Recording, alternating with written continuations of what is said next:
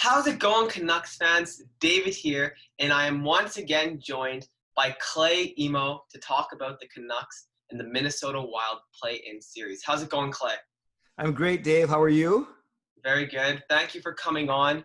And Third time, right? Third time lucky? Or third time's the charm? Third time's a charm. And we're going to be previewing the series. Got a list of topics here. We're going to go through them. We're going to get Clay's opinion on them. And I don't know, it'll be compared to the past two videos where Clay came on, it was pretty structured. It kind of just going to talk about the series and preview it from a Canucks fan's perspective, as of course both Canucks fans. You ready? Speaking of unstructured, your writing is kind of interesting. Like it's not like the neatest thing I've ever seen yet. It's very readable. It's kind of strange actually. It's good. It looks good. Yeah, I don't know. I read my dad apparently, I don't know, kind of messy-ish. But thank you. I can compliment where I can get one. But Awesome. First thing, this is the hot topic. This is what everyone's talking about on Twitter that I'm seeing. Who are the last?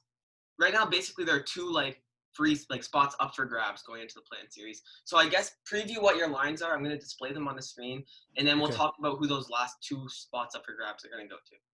That sounds good. Well, I'll go first on this one, and it's fitting that we're talking about this. I just finished vlogging about this before I joined you on here.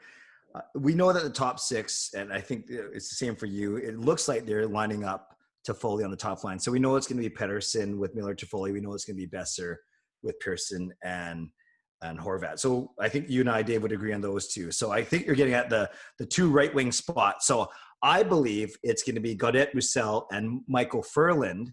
And then I think it's going to be Jay Beagle, Tyler Mott, and if he's healthy, Brandon Sutter. And if he's not healthy, it'll be Louis Eriksson. So to answer your question, the two spots for me are Ferland on the third line, ahead of Virtanen and McEwen.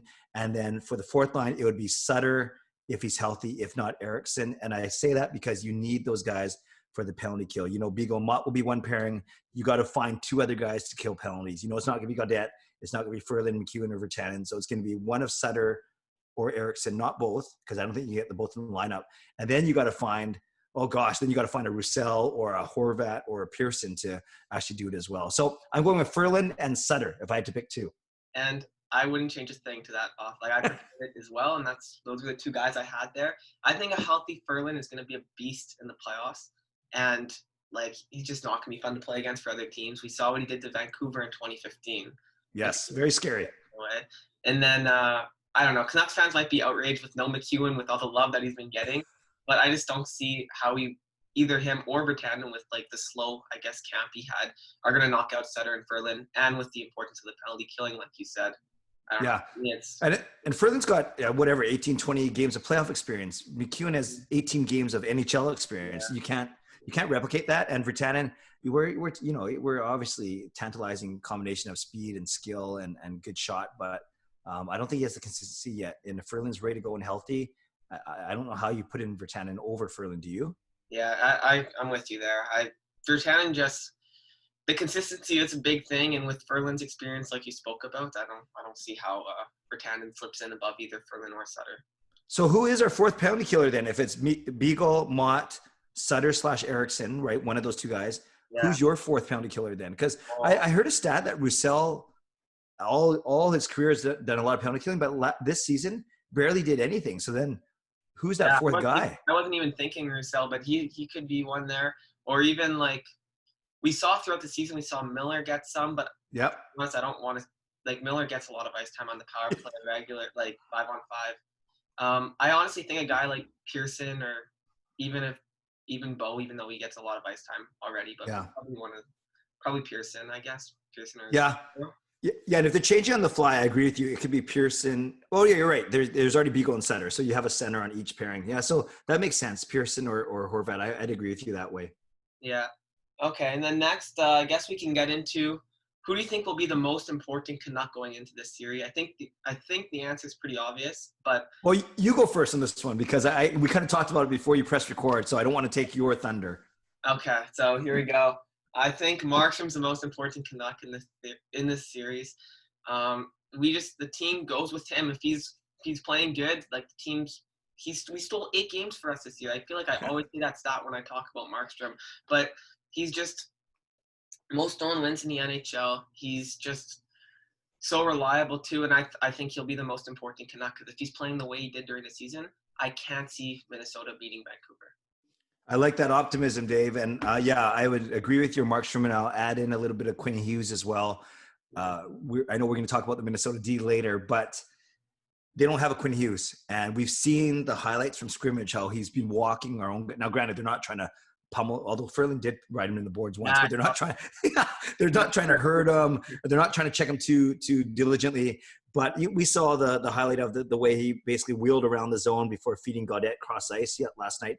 Very, very cool stuff. So, yeah, it's funny. All the reporters that have seen him, Dave, have been saying it's only been 4 months, but for a 20-year-old, 4 months, well, you're 20. You guys are the same age. So maybe you got like bigger and buffer and stronger and faster in 4 months as well. So it sounded like it's almost like he's at a full, in essence, off season to train. So I can't wait. I can't wait to see him when the games are for real, to see what kind of a difference maker he can be as well. Yeah, no, it's agreed. Now, because that was actually going to be my follow-up question besides Markstrom, but you kind of said it there, Quinn Hughes. I agree with all that. For me, though, I'd probably go after Markstrom, Elias Pettersson, just because I know, we know Miller's going to be doing his thing, but when Pettersson's going offensively, I find there's just such a difference throughout the entire lineup. There are certain games where Pettersson just, every shift he's out there, it's all in the ozone. I think if he's doing that, he can be a big difference maker. And they talk a lot about too, Dave, about how Green's not afraid to hard match him against the number one center of the other side. That Pettersson wants that. It sounds good in theory, but I'm not sure if that's the best strategy. No, I'm with you on that one. I give him the best opportunities to score goals. We have for that. I'm with you there. Short series, no time to mess around. Yeah, exactly. Agreed. Next, I guess we can talk about, you kind of mentioned that there in your last answer, Quinn Hughes in the scrimmages. Any takeaways from the scrimmages so far? Yeah, and I only can go from the reporters and media and tweeters that are there, right, and the calls and the footage they post later.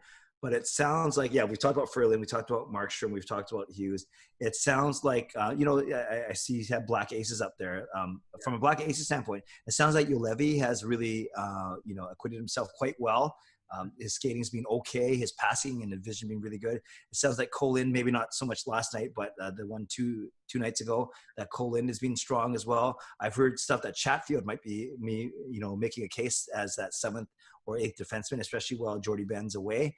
So there's a lot of, I think it's cool to see those Black Aces going. We haven't heard much about Gravac. We haven't heard much about, say, Breezeball and Sotner. So I'd say maybe Lind and Juolevi are kind of the ones that I've heard good things about. And then for the actual roster players itself, I was going to kind of save this for number 4. No, I will save it for number 4. So there's one other guy that I've been very interested in, but I'll wait. I'll bite my tongue. Okay, sounds good. I agree with you there. Scrimmage, I don't know. It's within zero sports in the past 4 months. I've been living through these scrimmages over here, but it's cool seeing guys like Juolevi and Lind, obviously, the other night doing well, like you said. But I just have a question for you. Out of the Black Aces, which one do you think has the best chance at making the team at the start of next season? And if injuries do happen with the Canuck luck that we have, knock on wood here, but who would you, if it's a forward, who would you send in? And if it's a defense, obviously depends on the position, but just which Black Ace is your favorite up front and on the blue line? Yeah, good question. I'll start with the blue line first. And it's kind of funny because I didn't mention them yet, but everyone's been talking about Brogan Rafferty, right? Ever since we've kind of acknowledged that we're not going to get both Tanev and Stetcher back, right? It's probably going to be one or the other if we're lucky. Then that opens up a third pairing right side spot. And everyone's been talking about Brogan Rafferty, yet not a lot of people have been talking about him during this training camp. And that's fine because we don't expect him to get into game action. Hopefully not. That means that someone has to get injured. But I still think that he is the odds-on favorite to make the team next season on the blue line. Yeah, and then for up front, it's tough because I don't see a lot of openings up. We're already talking about, without Josh Levo, we're already talking about having 3 extra forwards, right? So, and if we're going to sign all these guys, hopefully, including Toffoli, then we're looking at 15, 16 forwards already. But if I had to pick one, I think Colin has a good chance because he's got an NHL body already. and he's shown himself well. Yeah, I wouldn't change a thing. I agree with you there. Yeah. I think Rafferty will be on the team next year, like for sure in my mind. But so who do you think is gonna be on our left side then? If you have Edler and Hughes, who's gonna be our third pairing left guy? assuming Tanev is gone. Yeah. Okay. Yeah. Or sorry, Tanev's on the right side. Yeah. My bad. I don't know. Because Ben's got a year. Fantenberg's UFA, who I don't think we're going to sign. Yeah, and then there's guys like Rathbone and Ulevi, and who knows? Yeah, I made a hot take 2 months ago on Twitter, and I said hot take Rafferty and Ulevi both make the team next season. Yeah. So if I'm sticking with that, that would mean Ulevi slides in there. Okay. But okay, and then Rathbone could be our number 7. I wouldn't be surprised if he spends a year in the AHL. Okay. Just because coming right out of college, it's a big jump, and I think there's a lot. This guy clearly, with all the hype, like he could be really good. I don't think there's a need to rush him when we already have Rafferty and Ulevi. Of course, if he's ready, play him. But I think being the number 1 guy down in Utica, like Rafferty was this season, will help him a lot. I like it. Sounds good to me. So you were saving a player's name here. Who's a mystery player? Who's your dark horse for the Canucks? You probably know where I'm going with this. It's very rare you wouldn't call this guy a dark horse just because he was so ballyhooed and so hyped 2 years ago. But I think, believe it or not, we could call Brock Besser a dark horse. And I say that because look who we've been talking about so far. Markstrom, Hughes, Miller, Pettersson. Oh, by the way, we have this guy that could potentially be a 30, 35 goal scorer, for the perpetuity. That's the word I'm looking for. You know what I'm trying to say. Perpetually in the NHL. So he's not a dark horse obviously he's a top 6. So how can you call a top 6 guy dark horse? But I do think he will get overshadowed by Pettersson, Hughes, Markstrom, Miller, so to speak. And if he can come in and start ripping it and getting some big goals for us, man, what a difference maker. What a difference maker. And then my second dark horse, I've actually mentioned him, would be Michael Furlan, if he even gets in the lineup, because yeah, we saw the damage he did in 2015. Scary stuff. And I joked around in my vlog today that's 5 years ago, I was saying, man, I wish the Canucks had that kind of guy on our team. And guess what? Now the Canucks have that kind of guy on our team. So we'll see what happens. So I'll go with Besser and Furlan. Those are 2 good picks. For me, I'm going Adam Gaudette. We saw him take a big step this season. And we see this 3rd and 4th lines are so important to teams winning the cup and going on playoff runs. And I think this is a chance for Adam Gaudette to do good things. Like, his line has been getting a lot of praise throughout training camp. And for me, that's my dark horse to come and play really well and be a difference maker. Are you worried at all about either defensive play and or faceoffs for him? Yeah, those are legitimate concerns for sure. But I think he got, throughout the year, he got better. And I don't know, we see Bo all the time jump on, take a faceoff, then hop off. That's like his go-to. You see him do that all the time. So if faceoffs are like that big, you can start the 3rd line, start him on the wing, and then start Bo. But I think just because of the offense that he does bring, and we have other shutdown lines, like the Horvat line can shut down, the Beagle line can shut down, and obviously you need them to still be reliable defensively. But I think Gaudette's going to be just fine. Yep, I like it. So next, which Canucks player are you most excited to watch?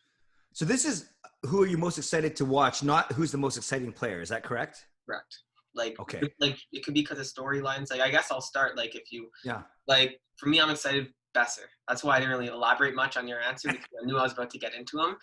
I think obviously the whole Minnesota storyline, playing his hometown, but I think it's cool just because this season his goals did take a massive hit, and people, even though he was at midway through the season, he was on pace for 78 points. But anyways, his goals took a hit. People were scared about his shot. He ended the season with an injury. I'm excited just to see how he does, because Brock Besser is one of my favorite players on the team, obviously. And so I'm excited to see him.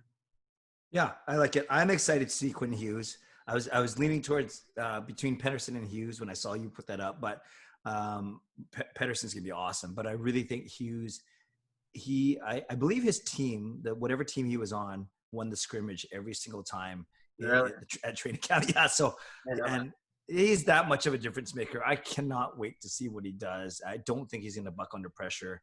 I can't wait to see Minnesota Wild go, get all frustrated trying to chase them. Hopefully they don't do anything crazy to him. But yeah, I'm most excited to see Quinn Hughes for sure.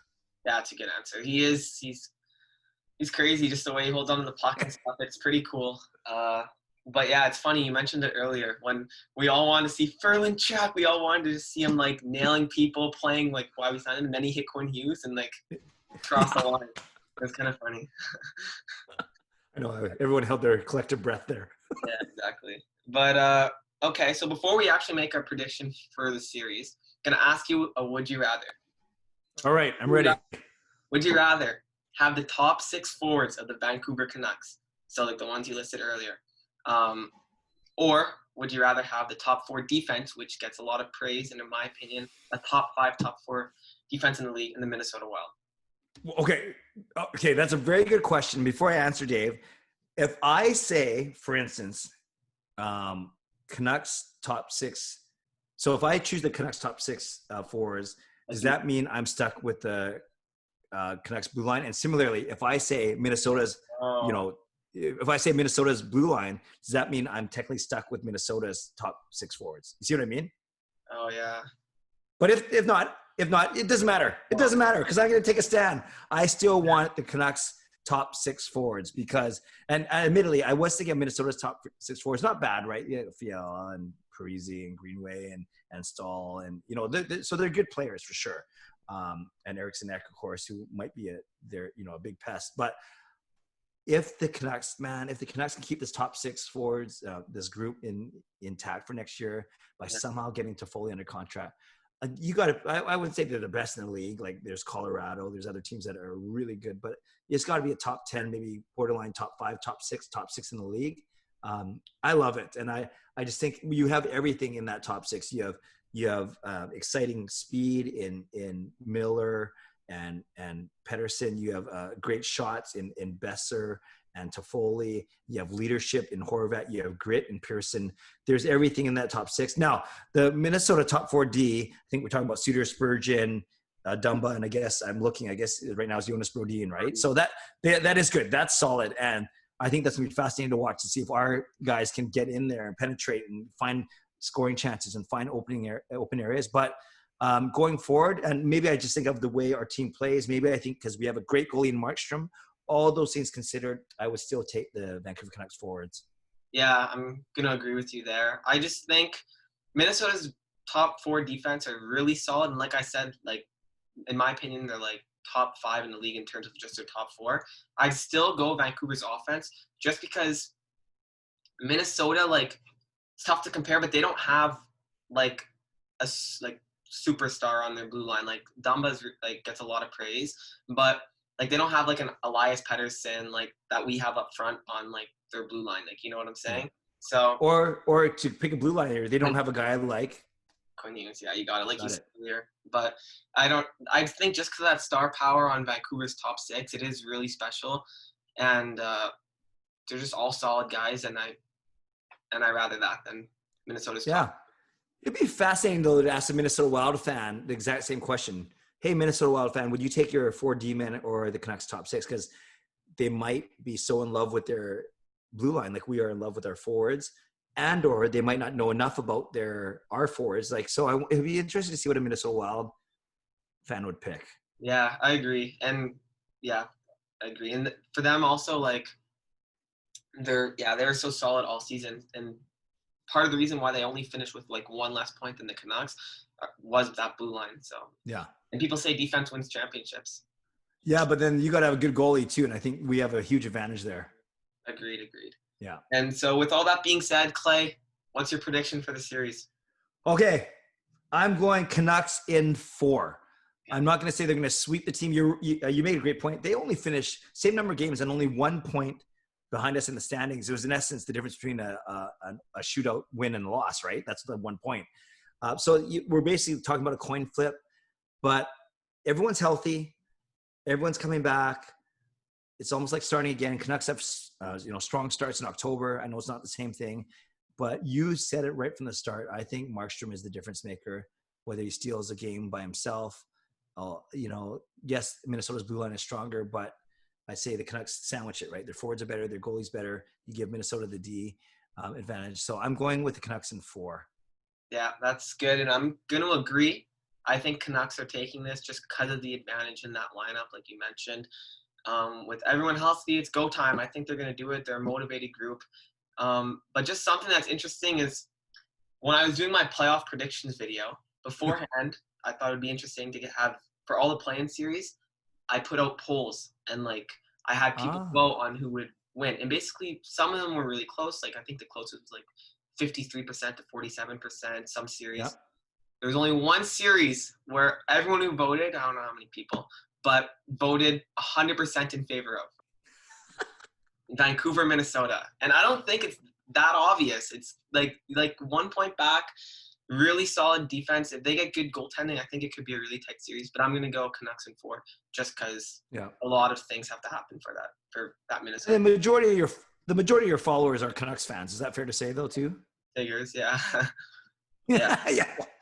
But you'd figure one person at least would pick Minnesota, but I guess not. One negative Canucks fan, but no, guess not. Yeah, but that's it. That's our Canucks play-in preview from a Canucks fan's perspective.